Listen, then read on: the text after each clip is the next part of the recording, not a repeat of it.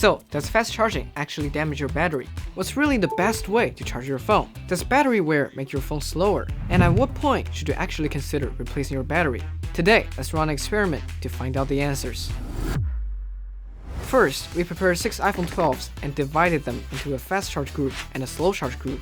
Then, we opened them up and measured the battery capacity of each one and installed our custom software called a discharge loop. Once the app starts, the phone begins running a program to drain its battery. When the battery drops to 5%, the app sends a signal to a relay connected to the charger, telling it to close the circuit and starts charging.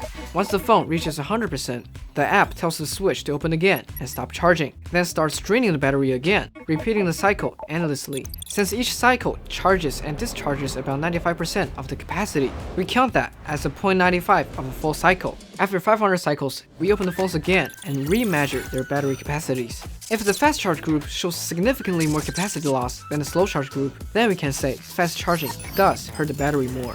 In addition, we prepared another group of iPhone 12s. These phones drain from 80% down to 30%, then fast charge back to 80%. Since each round only uses 50% of the battery, we count that as a half a cycle. If after 500 cycles, this group's battery loss is less than the full fast charge group, then it proves that keeping your phone between 30% and 80% really does help protect the battery. Finally, we had one more iPhone 12 as a control group.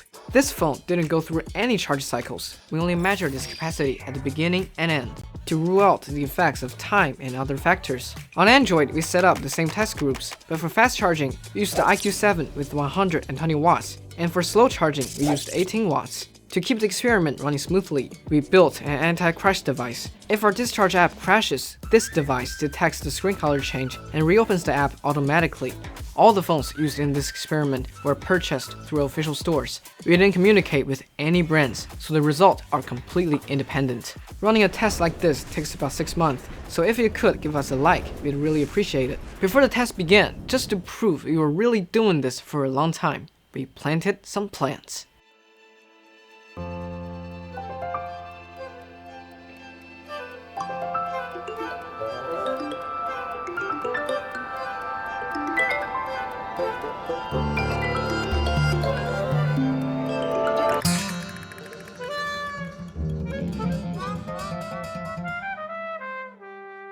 Time flies. The plants didn't survive, but the experiment did. After 167 days, all the phones had completed 500 charge cycles.